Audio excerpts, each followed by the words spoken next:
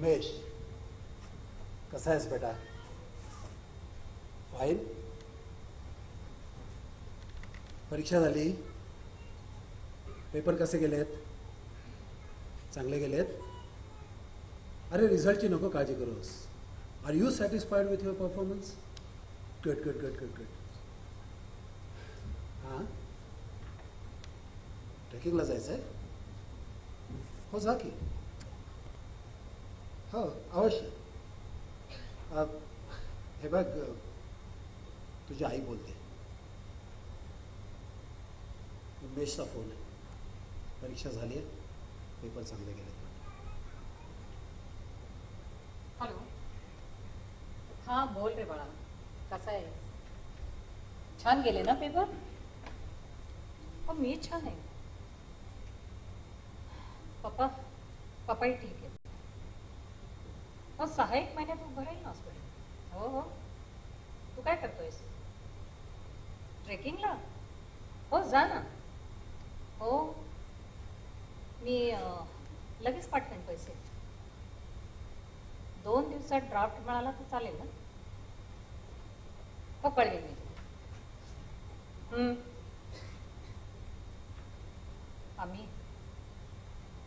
आम्ही जरा बिझी आहोत. बर ठेवतोस? ठीक आहे. काय म्हणत होता तू? सुट्टी द्यायचा म्हणत होता? हो. काय सांगितलंस ना त्याला? ये म्हणून सांगितलंस ना? मी काय विचारतोय? सुट्टीत त्यांना येण्यासारखी परिस्थिती आहे का इथे? आई बाप भांडायला उभे, गावभर चर्चा आहे आणि मुलगा एन्जॉय करायला घरी येतो. ते अर्थ आहे का तुमच्या विचारण्यात?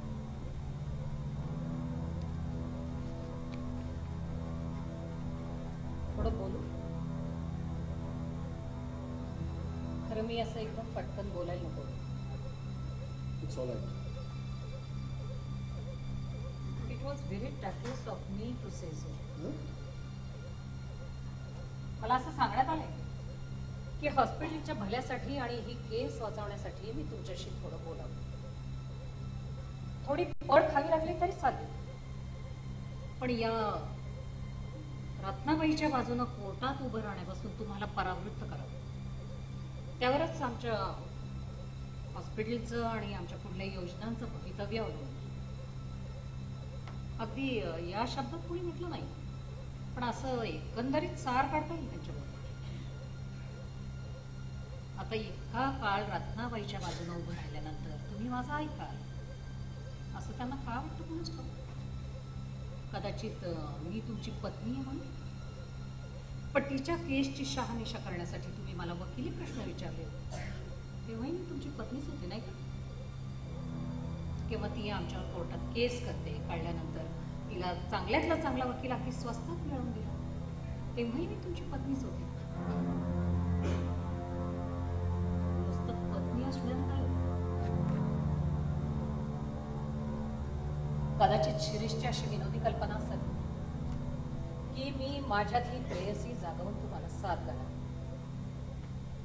तुम्ही बदलायला तयार आहात, पण इंटर्नशिपचे ते दिवस खूप मागे राहिले नाही, जेव्हा रात्रभर टेकडीवर बसून आपण गप्पा मारायचो आणि सकाळी कपड्यातली गवताची पुस्तक काढत हसत सुटायचो. त्या रात्री संपले केव्हाच, आणि आता फक्त बोटांना आणि डोळ्यांना फुकणारी पुसत एवढी शिल्लक. सर्जरीचं पोस्टिंग होतं तेव्हा भळाभळा वाणारं रक्त पाहून मी हातातली स्काल्पेल टाकून गेली. तेव्हा माझी पाठ थोपटून मला धीर देणारे हात अजूनही आठवत आहेत मला.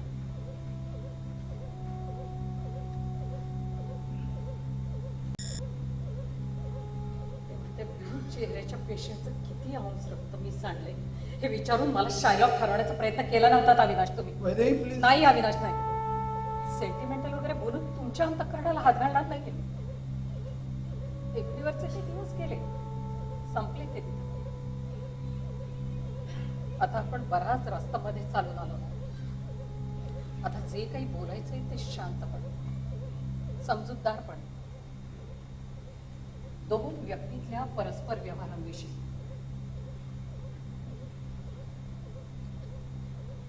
अविनाश, माझ्यापेक्षा 4-2 जास्तच पावसाळे तुम्ही या व्यवसायात पाहिले असतील. इथं रत्ना पवार सारखे प्रकार घडायचे याची तुम्हाला कल्पना असली पाहिजे. हो आहे. मग तुम्ही नेमकी हीच केस का घेतली?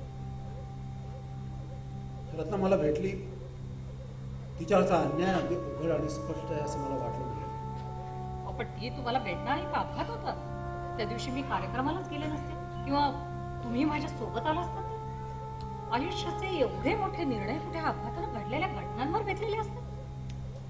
आज रत्ना पवार भेटली नसती तर उद्या कुणीतरी विद्या पवार भेटली असती.